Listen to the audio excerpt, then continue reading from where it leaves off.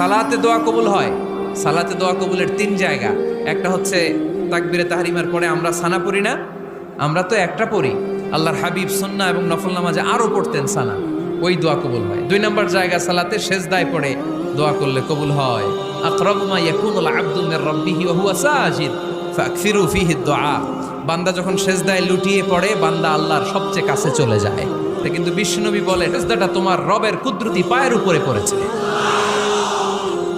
সেজদায় পড়ে দোয়া করেন। সালাম ফিরানোর আগে বিশ্বনবী দোয়া করতেন, লা ইউসাল্লিমান্না আহাদুকুম হাত্তা ইয়াতাআওয়াযা মিন আরবা'a।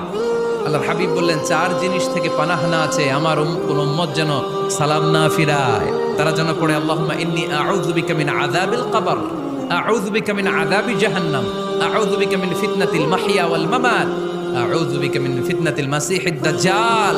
আল্লাহ কবরের আযাব থেকে বাঁচাও, আল্লাহ জাহান্নামের আগুন থেকে বাঁচাও, আল্লাহ জীবন